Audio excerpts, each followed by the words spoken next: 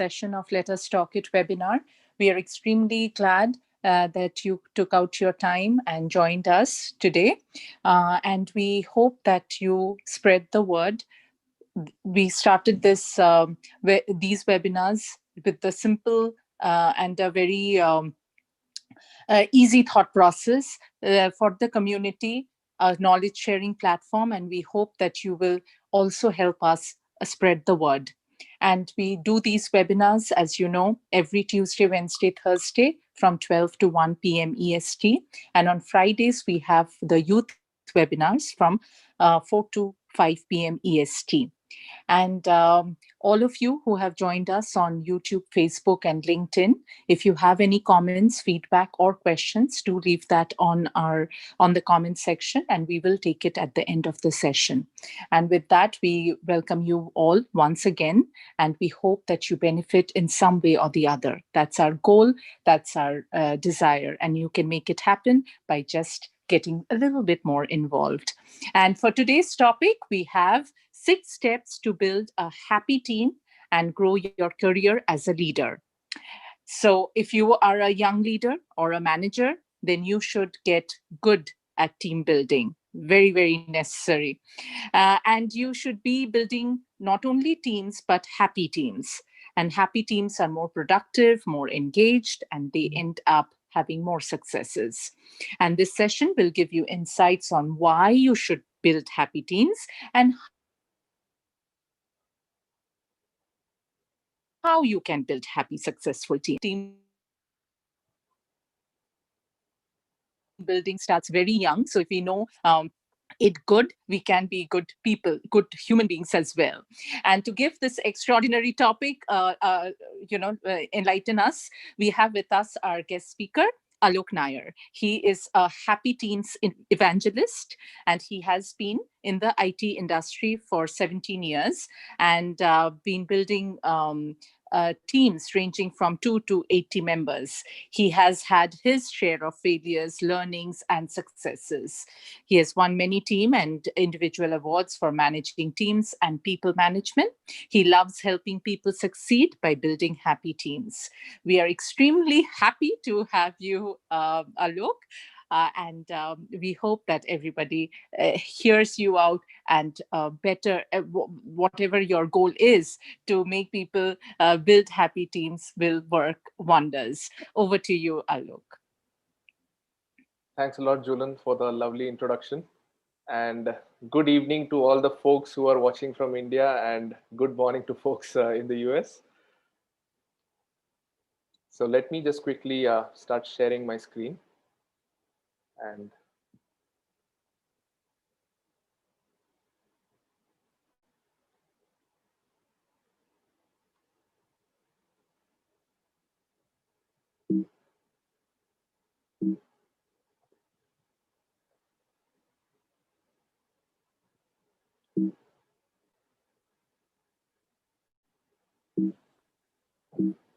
someone is, can someone check at their end? I'm not able to. Yeah, I think if you can just rejoin, maybe that if that works.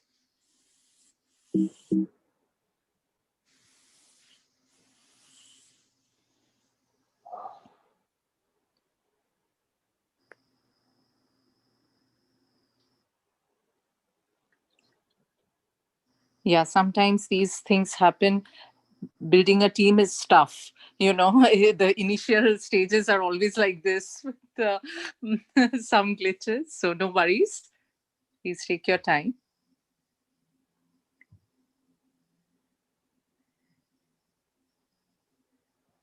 Suddenly, I don't.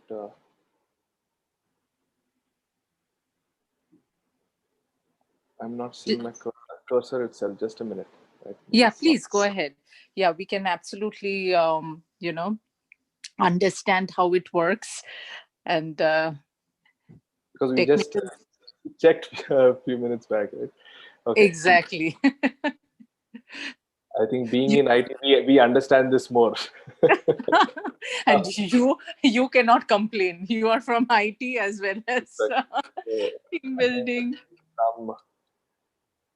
Okay.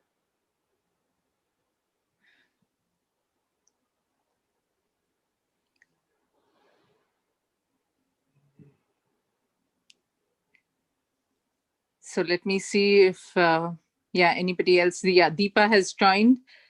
So, hi, Till the Deepa. time I get this sorted, if folks who have joined who could just type in from which city they are, and if they're handling teams, if you can just mention your number of teams. Sorry for this, folks. I'm not sure why this is happening. We just checked it a few minutes back. Yeah, I can totally understand. Yes, Deepa, your take on this, or what are your expectation if you have to the team that you know? What do you think, like, or what do you want to know from Alok, if I can Hi, ask? Julian. Yeah, Uh, where are you from? just Alok wanted to know. I'm from Palakkad, Kerala. Oh, Yeah. great to know that. My parents are from Palakkad. Oh, that's really great.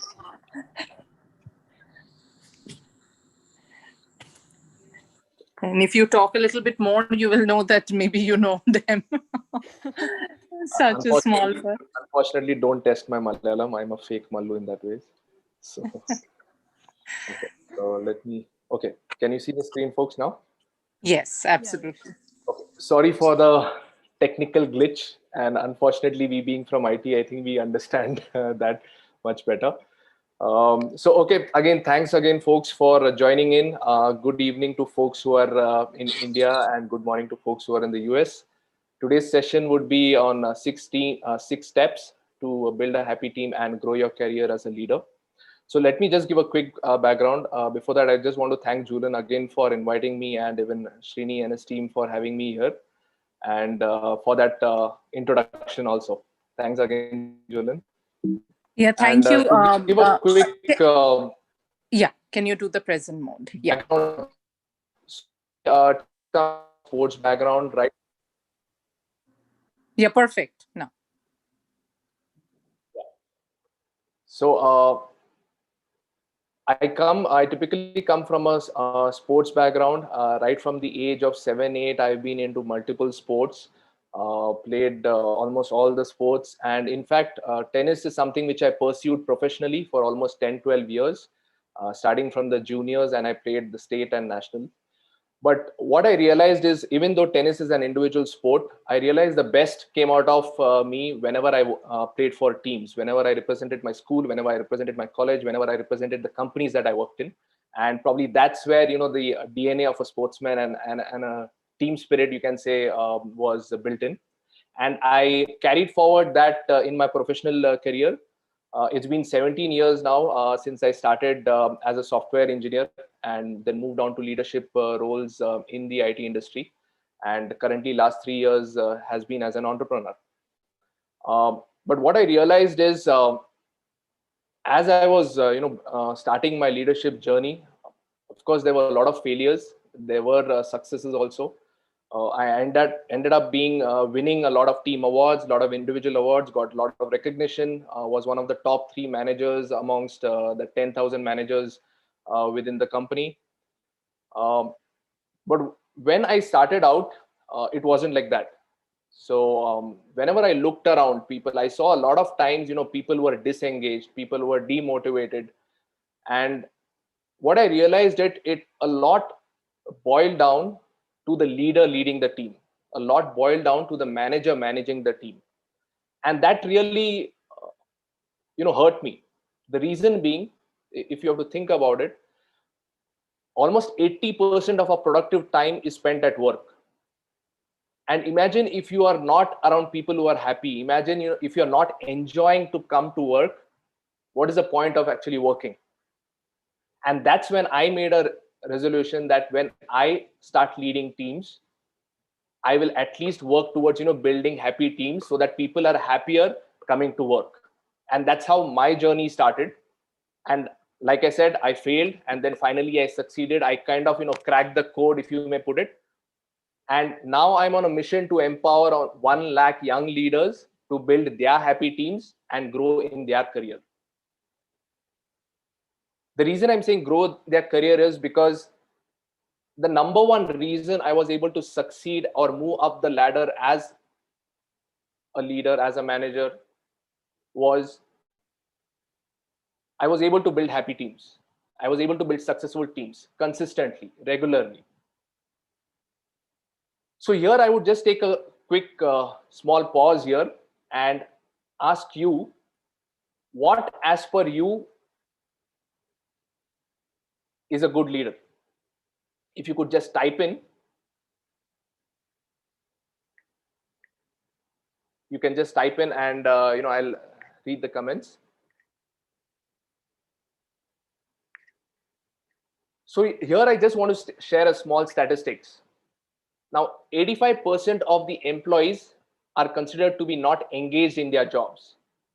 But whereas teams and employees who are happier tend to achieve 37% more success, they are 3 times more creative, they're 31% more productive, and up to 10 times more engaged within their teams. And they also end up having 23% fewer fatigue symptoms, which means sometimes even the number of sick leaves within the teams reduces. And this is a fact. Even if you look around, if you have spent 5 6 7 years in the industry, probably you'll realize you have come across some of these actual you can say the realities of life. And when we talk about team building, when we talk about team leads, there are a lot of things which come into our mind.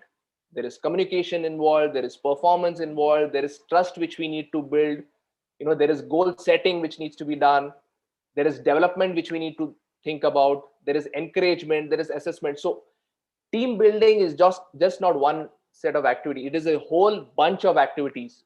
If you want to build successful teams, you need to ensure you take care of all of this. And for a young leader, all of this can be very overwhelming. And that is why probably the current set of leaders probably just get good at one or two things and leave aside a lot of other things, which generally leads to challenges in them building successful teams. So that is where I highly recommend having a mentor. I was highly lucky to have great mentors in my journey, in my leadership journey. And here quickly I would just want to touch upon the benefits of having a mentor. One is heightened productivity. Second is new perspectives. You start to get the new perspectives. You get unbiased feedback because it's truly for your benefit, for your growth. It helps you in your career advancement. It also improves your communication and increases your confidence too.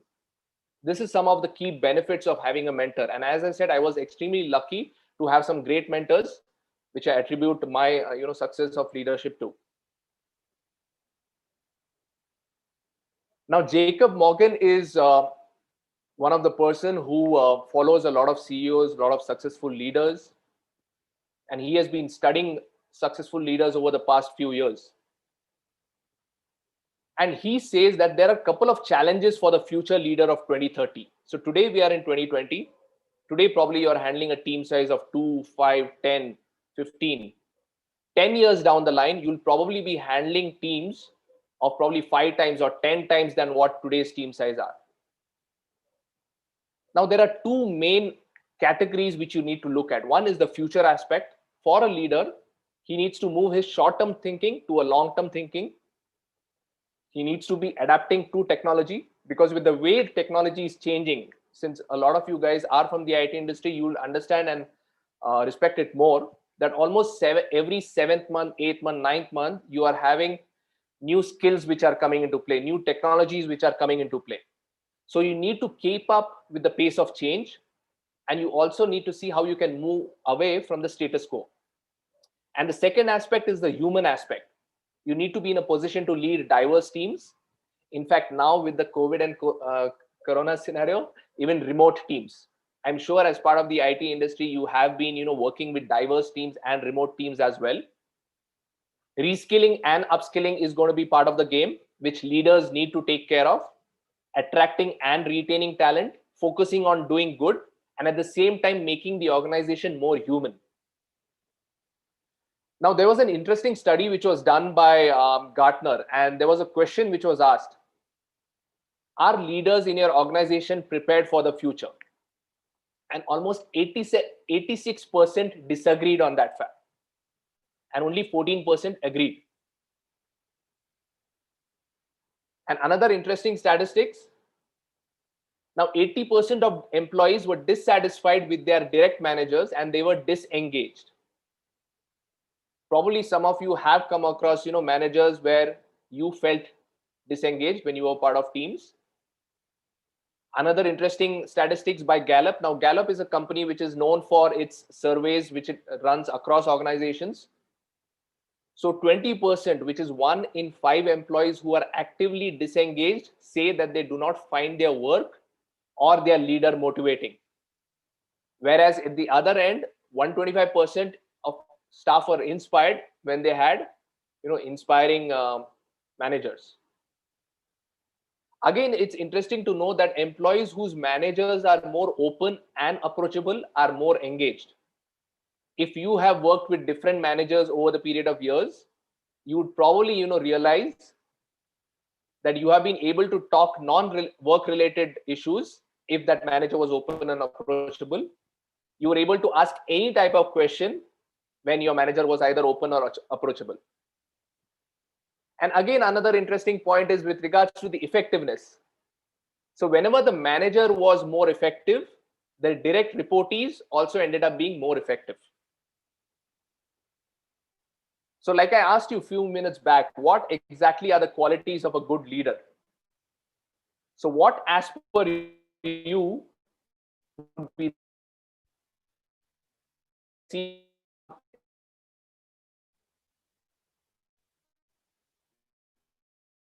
if I could just see the comments, is anyone so what, as per you, is a good leader? Do let me know.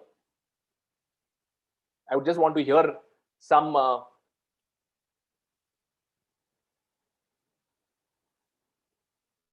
confidence and enhances the team as a whole. Yes, fantastic. What else? Maybe just any other two more truly encourages the team. Yes, fantastic. Good mentor, supportive, encouraging, without personal biases or insecurities. Fantastic, folks. Thanks for being an engaged audience. Yeah. So yes, I think you have covered most of things, but just to quickly touch upon, probably this sums up very beautifully. A good leader needs to have integrity. He needs to have clear goals for himself and his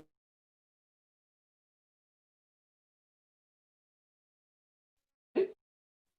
Having clear communication, expects the best out of the team, provides support, provides encouragement, provides the needed recognition, provides work that is stimulating, focuses on the team interest and needs, and at the same time is an inspiration also.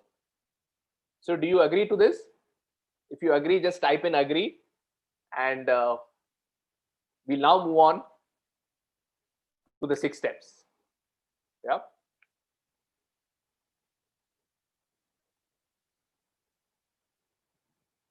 So step number 1, lead yourself first. Now, what do I mean by that?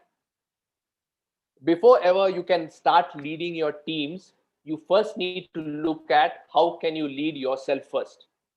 What are the different areas within yourself as a leader that you need to work upon? What are the skill sets that you have as a leader which are good, and which are the skill sets which you are not yet good at, which you need to work upon so that you can become an effective leader? Now, over the course of today's presentation, I would be giving references to sports because that's the background I come from. And in fact, I took a lot of inspiration from sports in my career as a leader. So the first point, I'm going to start with one reference, which is to a movie called as Invictus. So how many of you here have seen the movie Invictus? Just type in yes if you have. If you have not, it's totally fine. Yeah. You've seen the movie Invictus? Yes? Okay, so for folks who have not seen the movie, just a quick background. Now, this movie is about Mandela. I'm sure everybody has heard about Nelson Mandela. He's a world leader, and how he used the sport of rugby as a catalyst to unite the nation, right? To unite the country South Africa. Now, Nelson Mandela was imprisoned for almost 27 years. But he had a dream, he had a vision which was much bigger than himself, of that of a united South Africa, of that a country where blacks and whites can be together, can stay together as brothers. But he realized that if he had to achieve that dream, if he had to achieve that vision, he had to develop himself first. Because what do you expect are the qualities that will develop of anybody who's imprisoned? Probably anger, probably frustration, probably depression. Yeah. But he had a bigger vision, he had a bigger goal, and that of a united South Africa. And he knew if he had to become that leader, he had to develop one biggest quality, and that was forgiveness. If he couldn't forgive the whites, he couldn't think of a united Africa. So daily he used to work on himself. He used to write a poem which was called Invictus. He used to read and write, and the last line superbly summed it up: master of fate and captain of the soul. And that is what inspired him continuously to develop that particular quality of him. So once he came out of jail, he collaborated with Matt Damon, who plays the captain of the rugby team, South African rugby team, and worked on certain strategies, built certain relationships.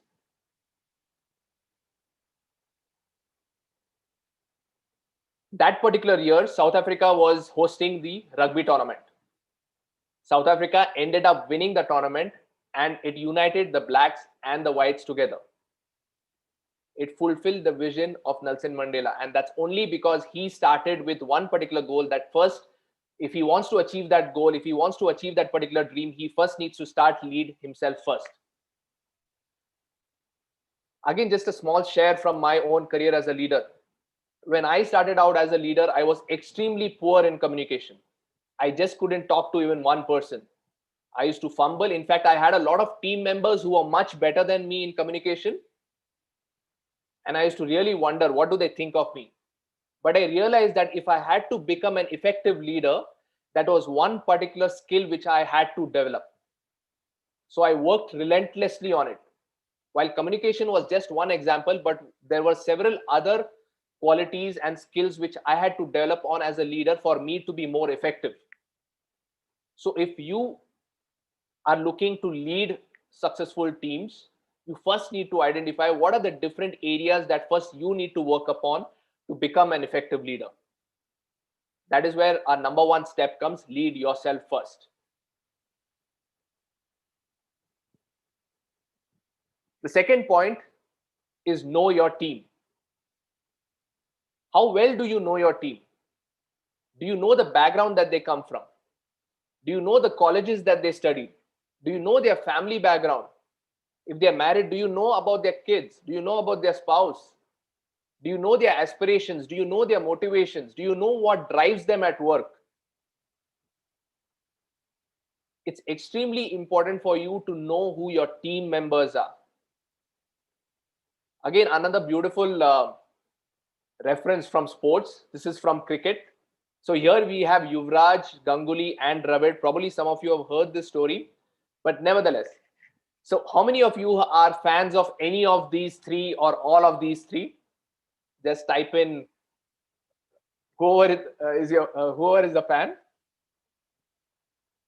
Anybody a fan of any of these three? No, we don't have any cricket lovers. Okay, we have Sainath says Saurabh. Yes.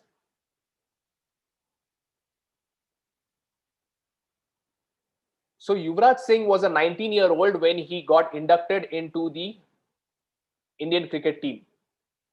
Sourav Ganguly was the then captain. The Indian team had gone to Nairobi for their Champions Trophy. This was their first overseas, Yuvraj Singh's first overseas tournament. And Ganguly had done his homework and he knew how Yuvraj was. He knew Yuvraj was a little flamboyant. He loved partying, and at the same time, he would come and enjoy his cricket. So the first thing when they landed at Nairobi, Saurav Ganguly walked over to the security guard and requested him to keep a watch on the young Yuvraj Singh. He said, this guy is young, he likes to party, and he'll probably step out. I want to just help me keep a watch so that, I know my team member is safe.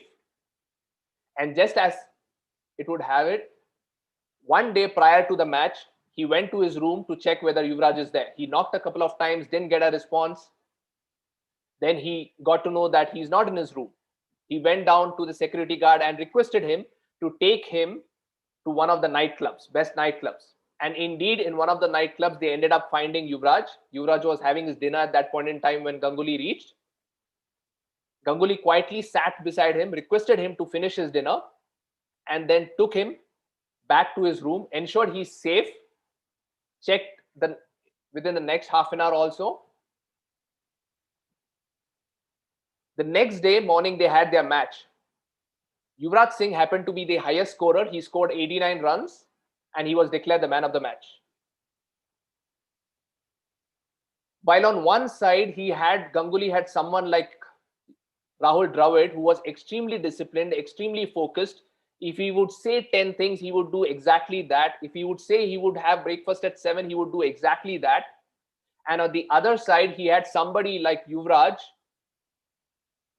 who was extremely flamboyant, but at the same time, he loved his cricket and he used to perform. Imagine if Ganguly said, it's either my way or the highway. Do you think he would have got the best out of Yuvraj? Do you think he would have got the best out of Yuvraj, folks? So it's very important to really understand who your team members are, what exactly works for them, what exactly drives them. Another small story from my leadership journey. There was one particular team member who was not productive enough. I was getting regular feedback from his immediate lead that this team member is not performing much. He seems disengaged. He's not providing much value. So one day when I just happened to walk around, I overheard that this team member of mine was an excellent artist. I just walked over to his desk, asked him, are you an artist? Can you show me your artworks? And in fact, he just removed a particular folder, showed some of his artworks. And indeed, it was some beautiful sketches. One of the best sketches, you could say. I've never seen any great sketch till that point in time. And he said he's not getting time. He's not able to do much because of the work and all. So I kept that point in mind. And just during that time, we were running a particular program within our particular project called as the Hall of Fame. Now, Hall of Fame was nothing where, I specifically was rewarding people who delivered great quality work. So people who delivered zero defects were into the Hall of Fame. Their name was put up in the display board and almost 100, 200 people could look at it. Now, I just called this artist team member of mine to my desk and asked him, could you, draw a sketch of the team members who come onto the Hall of Fame? Suddenly his eyes twinkled and he said, yes, why not? I'll do it. It'll probably take me a day or two, but I'll be able to do it. So the next, when the Hall of Fame was announced, he drew the sketch. Everybody was in awe of it. It was put up at the notice board and the entire floor got to know about it. They got to know about the artist and at the same time, they got to know about the Hall of Fame. Imagine the kind of recognition or satisfaction which would have come. And few weeks down the line, few months down the line, positive feedback started flowing in about this team member regarding his work. He started being more engaged. He was more productive. He was even helping other team members more. So if you're a leader who's leading teams, it pays to know your team members. What are the things that are driving your team? Are you exactly giving those opportunities which will get the best out of them? Moving on to step number 3 is knowing your team skills. Now, what do I mean by this? How well do you know the skill levels of your team? and the skills of your team. Are they at an entry level? Are they at an intermediate level? Are they at an advanced level? Or are they at an expert level? Have you really put in effort to really understand what are the different skill levels? What are the different skills that they have in domain, in technical, in process, in soft skills?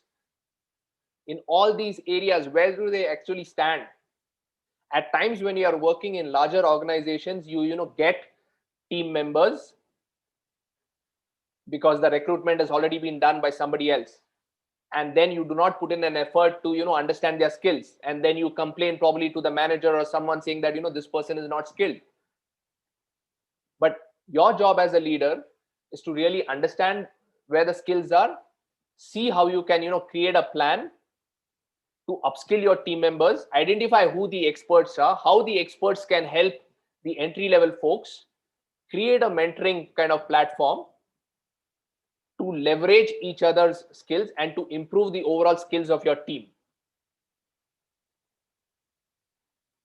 Again, a quick example from sport, this time tennis. So how many of you are fans of Federer here? Anybody fans of Federer? Yes, no. Anybody knows Federer? Yes, no. Yes. So though tennis is an individual sport, there's a lot of team involvement there, right? Along with the person who's playing, there is his coach, there is his manager, there is his mental conditioning. So there is a set of team members who work around that to make even that person successful. Now, Roger Federer, as we all know, is considered the greatest of all time in tennis. This was the year 2017. 2 years prior to that, he had not won a single Grand Slam tournament. And till then, he had won 17 Grand Slams. And he was already considered the greatest. Even after winning 17 Grand Slams, he and his team analyzed and realized he still has some weaknesses. And one particular weakness, which was his backhand stroke, was something his arch rival, Rafael Nadal, used to take advantage of. So during that time when he was off, in fact, 6 months prior to 2017, he was off with an injury. And that complete year, he worked only on making his backhand better. From defensive, he started making it into offensive. And guess what? What happened in 2017? He ended up winning the Australian Open after a gap of 2 years. And the number one reason he was able to beat Nadal in the final, it was considered one of the epic finals, was his backhand. And 2017 was a standout year for Federer, and his backhand was his standout performance, if you could say. If Federer, after being considered as the greatest, could think that he himself has some improvement areas, what is stopping you from thinking? I've seen leaders who spend 8-10 years in the organization and think that probably they have achieved all the skills that they have to as a leader. That's when probably a ton of bricks would come and hit you. Suddenly there will be some blind spot which you are not prepared for. So there is always scope for improvement, not only for you, even for your team. If you know what are the projects which are in the pipeline 6 months down the line, 1 year down the line, start working on it from today. Create a plan for your team so that they can be upskilled or cross-skilled also in case required. And on yourself equally. If you are the leader, you need to identify what are the skills that you need to work on so that you can become more effective and elevate your team together. So that was step number 3. So let's do a quick recap. We are halfway through it. So what were the top 3 steps? What were the first 3 steps? What was step number 1? Can somebody put in? What was step number 1, folks?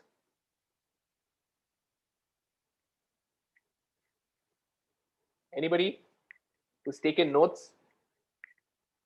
Probably it will make sense to take notes. It will definitely help you in the future. Anybody, step number 1? Okay, let me help you. Step number 1 was lead yourself first. Anybody who can help me with step number 2? Step number 2 was knowing your team. Yeah, personal connect. What was step number 3, which we just discussed? Know your team skills. Know your team skills. Fantastic. So moving on to step number 4. So step number 4 is building great camaraderie. In fact, this was one of the key reasons why I was able to, build successful teams. As a leader, are you taking an effort to build rapport with your team members? Are you building that bond? Are you taking specific time out within your tasks to go and engage with your teams? In non-work related stuff, just probably talking about their family, talking about what they did over the weekend, what are their kids doing. Schedule a lunch time with them. If you are just a part of small teams, are you having lunches daily? In fact, even in this COVID times, I have seen, leaders being more creative. They get onto a Zoom call, get a cup of coffee, and then interact with their teams, or maybe even lunch. So you can get creative also during these times.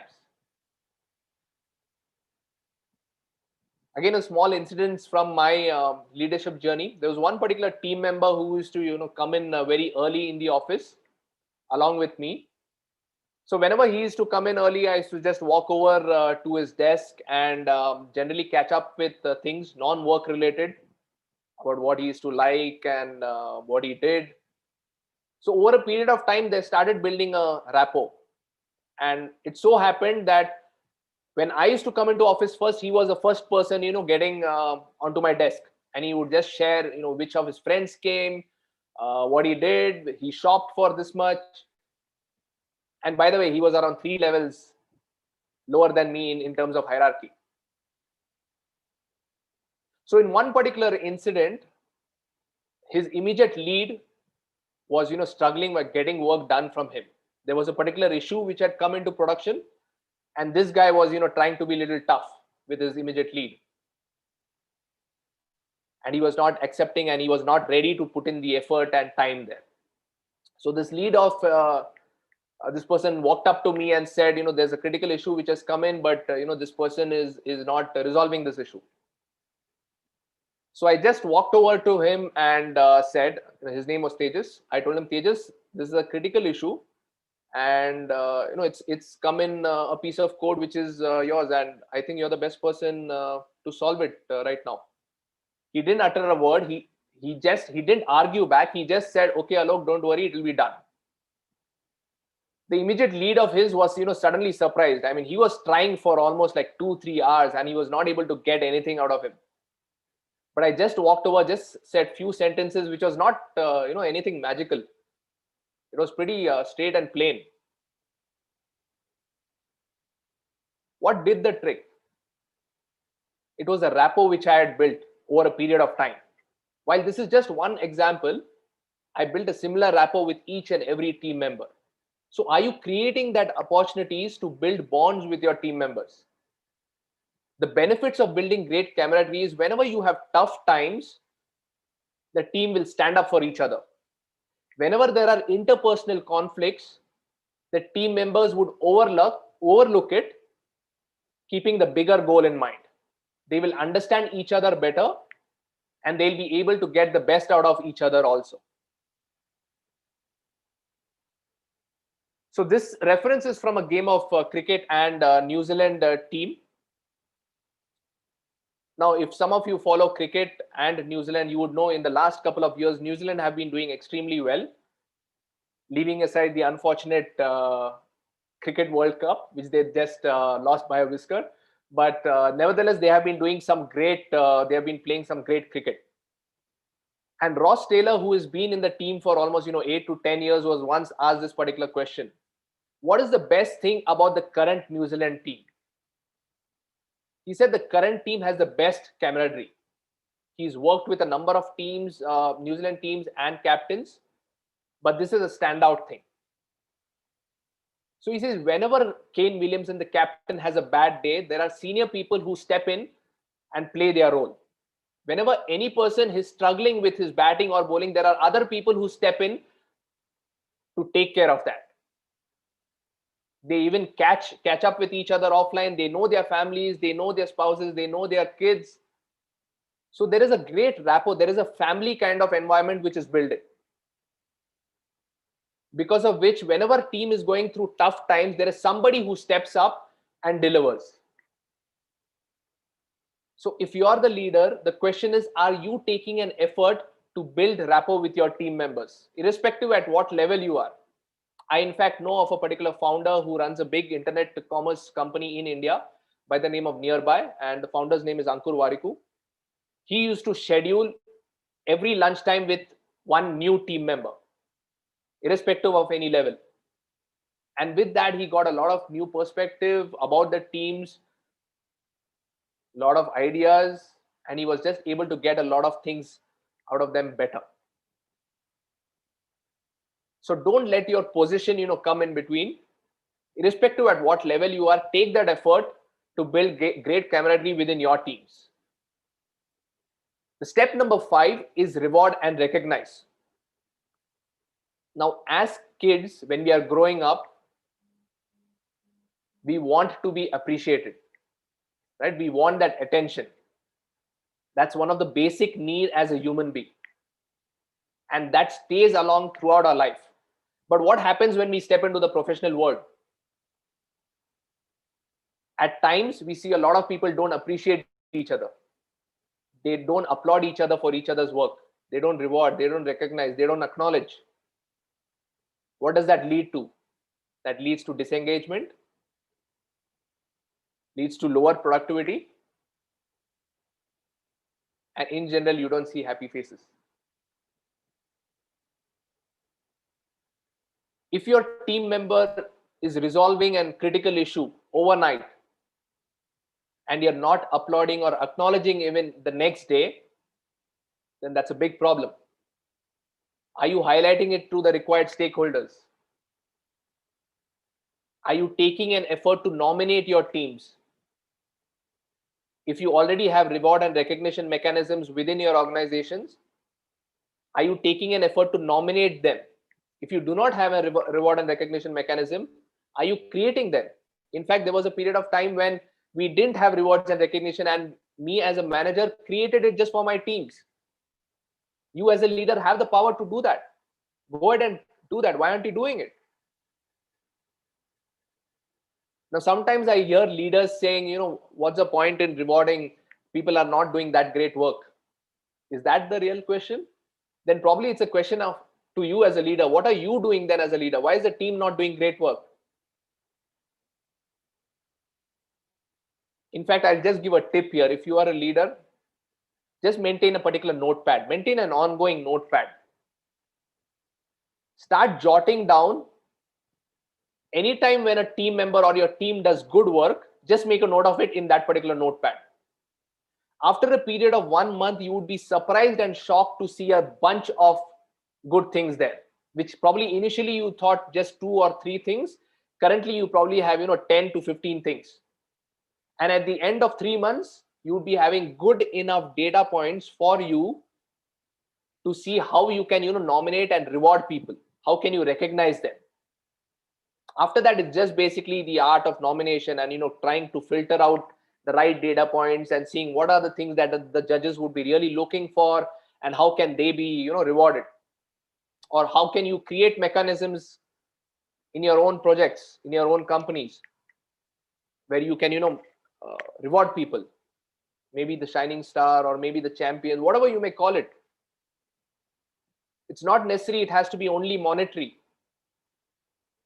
Sometimes just a simple appreciation publicly also helps. Sometimes even a pat on the back helps. Sometimes even a mail with with all the required stakeholders in the mail also helps. So identify what are the things that will work, and work towards rewarding and recognizing your team members. Because once you're able to do that, you would realize the confidence that the team shows. After they have won awards, after they are being rewarded and acknowledged, you can see the impact on their work. They would be much more motivated and really looking forward to what is the next goal that they need to surpass so that they can achieve the next big award or the reward. So work on rewarding and recognize your teams and your team members. Moving on to the final step is take action. Whatever things I have mentioned, if you as a leader are not going to take action, nothing is going to work. It is just going to remain as pure knowledge, pure information. We already have tons of information out there on the net. The only difference between people who are successful and who are not is the people who are successful take action. And if you as a leader want to succeed in your leadership journey, in your teams, you need to be ready, you need to be prepared to take action. And here there are two types of action. One is the personal action, so you can call it the personal action plan, and second is the team action plan.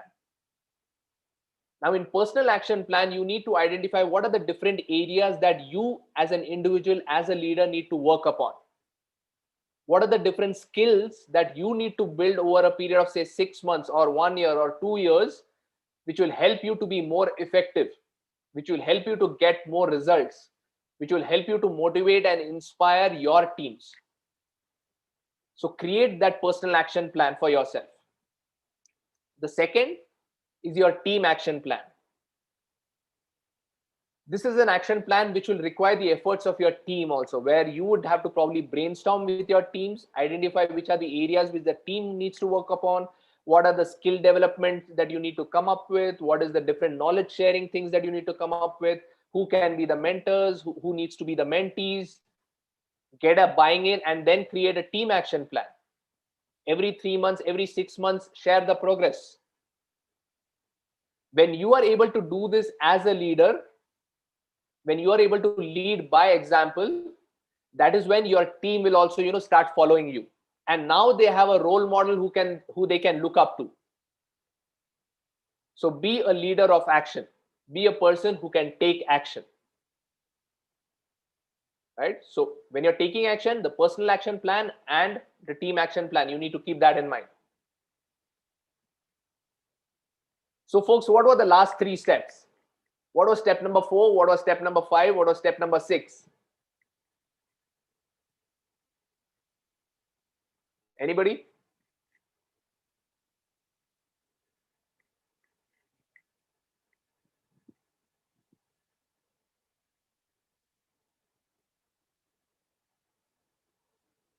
Anybody who could share?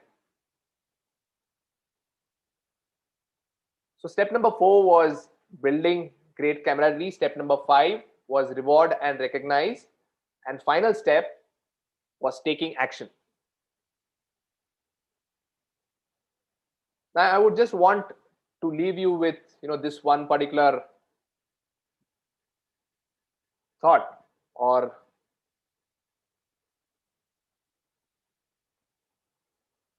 some of the quotes which really worked for me. Now the secret to success is good leadership, and good leadership is about making the lives of your team members or workers better.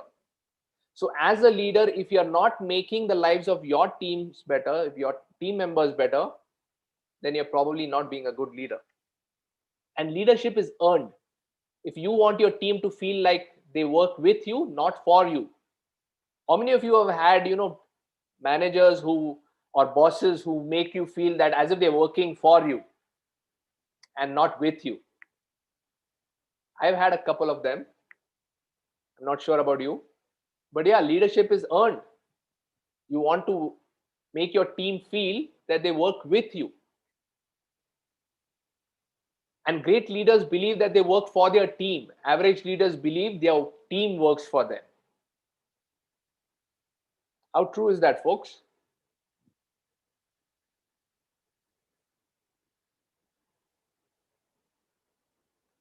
So with this, I come to the end of my presentation. I'm open to questions and hope I was able to add value. Hope you got value from today's session, and hope you start taking actions from today onwards as a leader. So I'm open to questions, folks. Please Uh, feel free. I have a question. Yeah. Um, my boss says leaders should reprimand. Sorry. My boss says leaders should reprimand. Okay. How true is that? What do you mean by that? uh, does it mean you can't be friendly with your team or something like that? Who says so? You probably, yes, you need to learn to draw a line between professional and personal. Okay. But yes, you can be a friend and mentor too, Hmm. right? But yes, you need to learn to draw a line. You need to be firm when you need to be, and you need to know to have fun also at the same time. Hmm. No, Yeah. I've definitely, I truly understand your question, and at times, sometimes leaders have questioned me also, seniors, but I've ensured that doesn't reflect or that doesn't affect my teams. So they know that when I get serious, it's a serious thing, right? And when it's fun time, it is fun time. So it's a very line which you need to, get good at, drawing that line, and know that, when you mean business and when you mean, fun. Yeah. And Right. you won't get it probably overnight.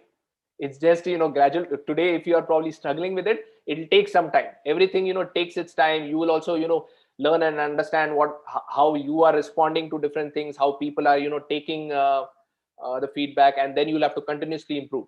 Because at times, yes, you could have, people taking advantage of that. But then how can you put your foot down when you have to? It's something which you need to do.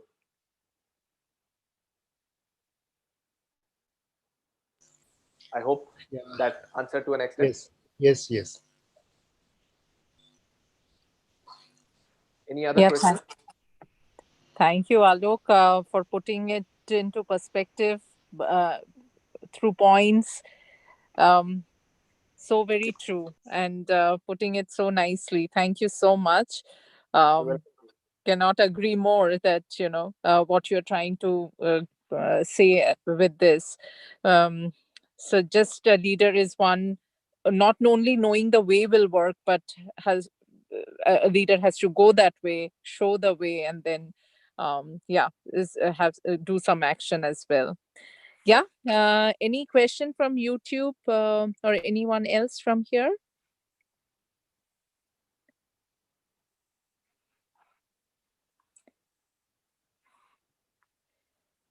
Uh, till the time we get more questions, just want everybody to know that we have these webinars, Let Us Talk It webinars every Tuesday, Wednesday, Thursday. So tomorrow at 12 p.m. we have another session. The topic is web platform migration from here to there, web migration from a business perspective. And on Thursday, we have the life cycle of artificial intelligence, machine learning, learn how to execute data science projects from beginning to end. And on Friday, we have our youth webinar where we talk about how we can take chances, make mistakes, get messy, and then after all of that, also be successful. Quite in line with here as well, which I think gets true with the leaders also. Might not be the perfect leaders at the beginning itself, but we have to make those changes, right? So yeah, and our youth webinar is from 4 to 5 p.m. EST. And if you want to be part of these webinars, want to attend or be a speaker, please email us at webinar@letustalkit.com. Yes, with that, any other question? Can I ask one more question? Yes, please go ahead. Okay. Alok, this may not directly relate here, but a situation sometimes there won't be a good relation between a few team members. Okay, so which will affect the outputs.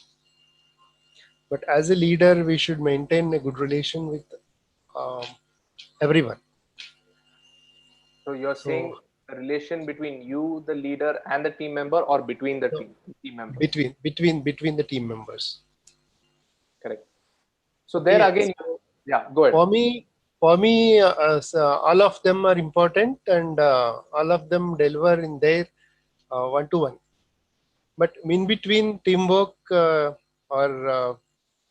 the, the interpersonal relationships are not healthy. Right. So that kind of a scenario. Yeah, so I think that is pretty common, you can say, because whenever you start leading a lot of people with different huge teams, you tend to have people with different personality types also, right? And especially when you have people who have spent a good amount of time in organizations, right? So you'll find one person is pretty aggressive, or the two, you have probably two people members who are aggressive also. So there one is first understanding and respecting that for what they are. And you also need to see, is it something which is being caused because of the work that they're doing, right? You also, as a leader, you need to try and understand what are the reason for that. Is it because of the work, or is it just the way they are, right? Is it because of their behaviors, or is it some other trigger points? And when you're able to understand that, then you probably know what action you can take. If it is the work, you'll probably then try and see what can you do as a leader in terms of the work, which will help resolve those. Or if it is a personality type, then probably you need to see how can you handle that. And at times, making them aware of the impact of having that behavior or having those conflicts within the team helps at times.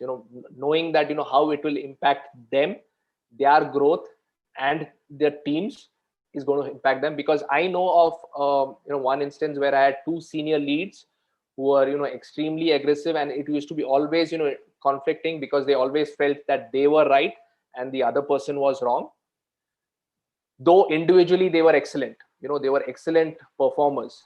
Yeah. Right. But there Exactly. again, first is respecting them for what they are, because of course they are put in the effort. And second, at the same time, you need to give the confidence as a leader that you are interested in their growth also. Yeah, and you're not biased towards anybody. If they know that, they will first start respecting you for that, and then they will start listening you also. So if they really start listening to you and really understand that, okay, there are certain attitudes or there are certain things in me which is causing more issues within the team or leading to conflicts, they themselves will slowly start changing that, right? Sometimes change won't happen immediately, because for this particular example which I gave, it almost took 1.5 2 years for that person to change and really understand, because he started seeing the impact on his teams. He started getting not such great output from his team members. Yeah, so when you are able to show that the impact that would cause and how changing that would benefit, probably then you can get things much better from the teams. Right. Yeah, so that is what I could think of and recommend. Right. Thank you. Okay. I have a question, Alok, if you Yeah. don't mind. On a personal basis, who is that one person, or someone, who had been a tremendous impact on you to be a leader, or and how and why so? So one is I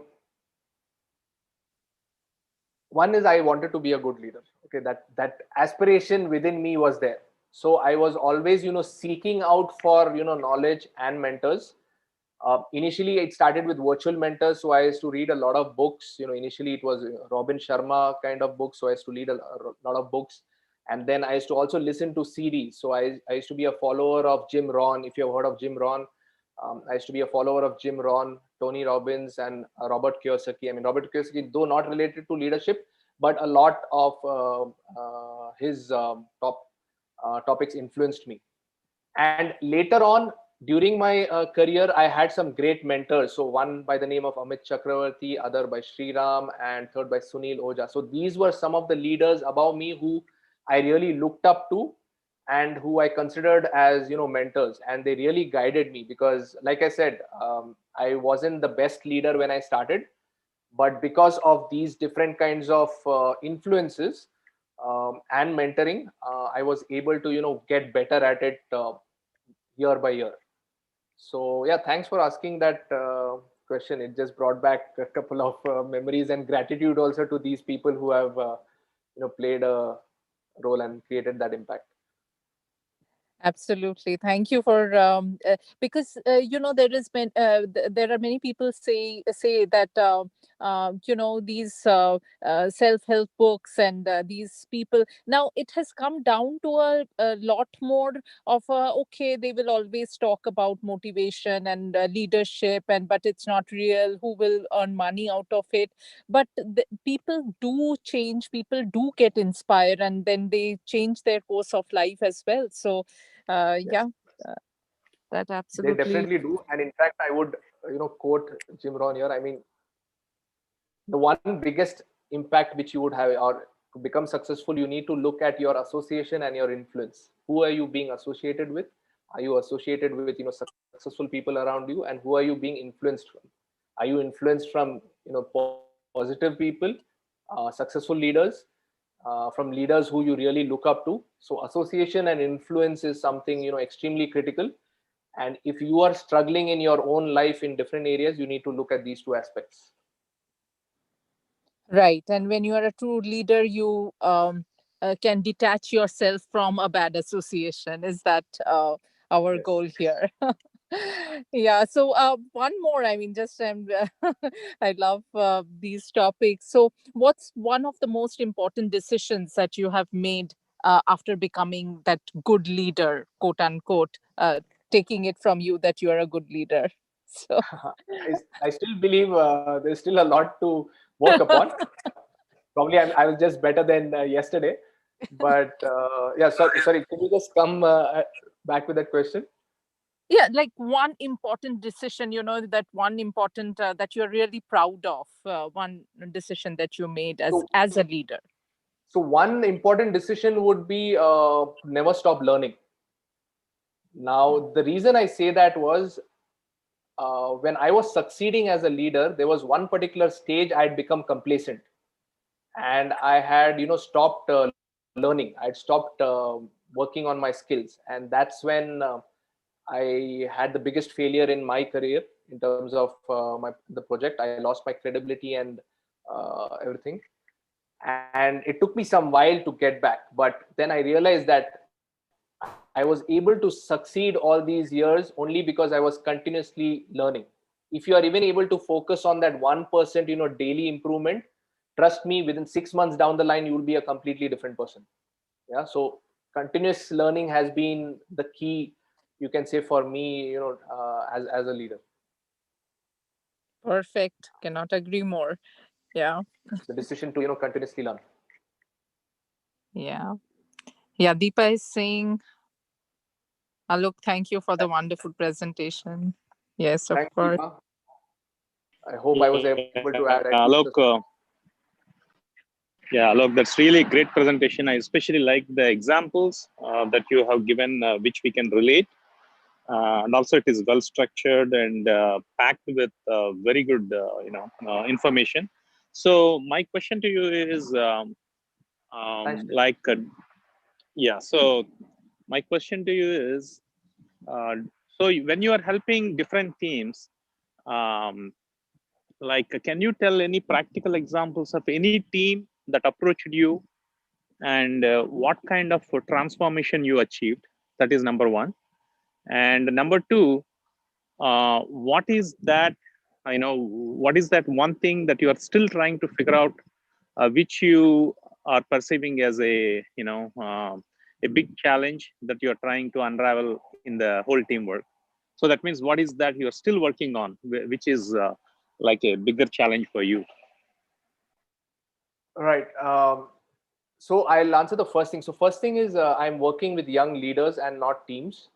And the main thing which I am, working with is, and what I realize is, like I said, the first point, leading yourself first. A lot of leaders don't do that.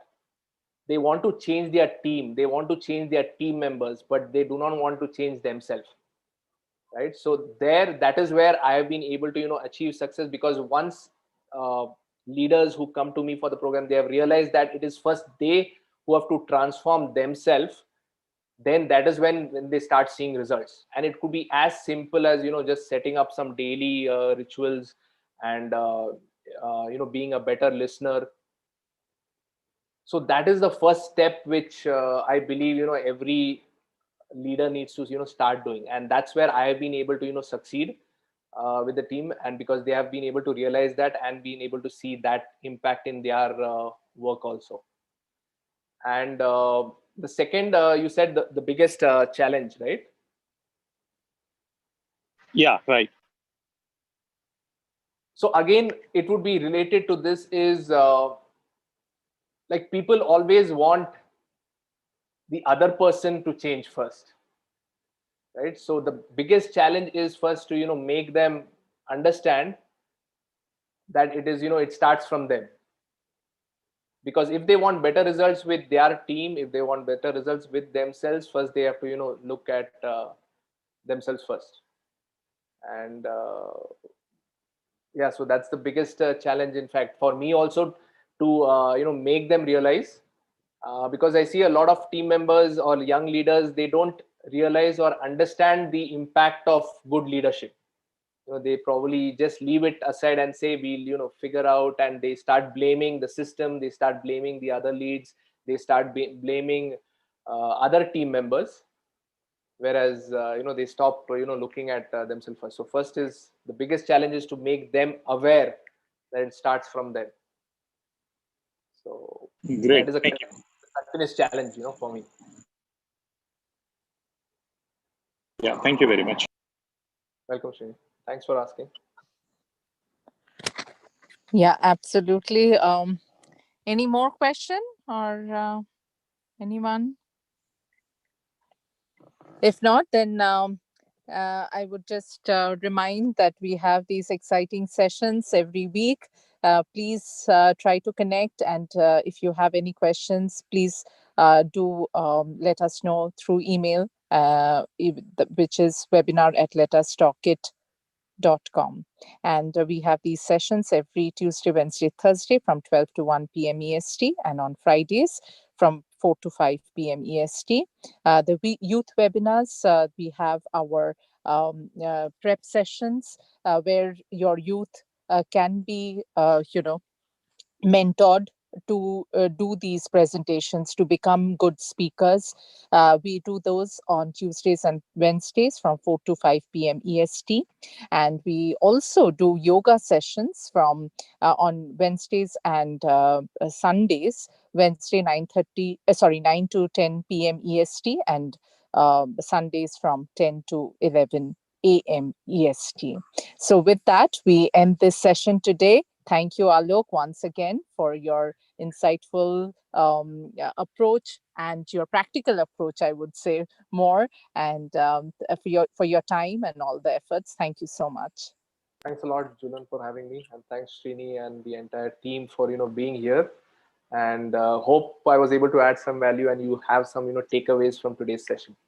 And feel Yeah, free to connect definitely. with me on LinkedIn. Yes, actually. Yeah, exactly. Yeah, we definitely want to touch base with you offline. Sure. Yeah, so thank you so much. Yeah. And Julian, did you announce the topics as well for tomorrow and day after on Friday? Yes, Maybe you already did. absolutely. Okay. Yes, Yeah. I did. Yes. Okay. Okay. No problem. Yeah. So, yeah, everyone, tomorrow, Great. please join again. I can say it's web platform migration from a business perspective to, so please join us. It will benefit you, no wonder. And yes, with that, we end this session. Thank you, everyone. Thank you again. And thanks for the work that you're doing for these sessions again.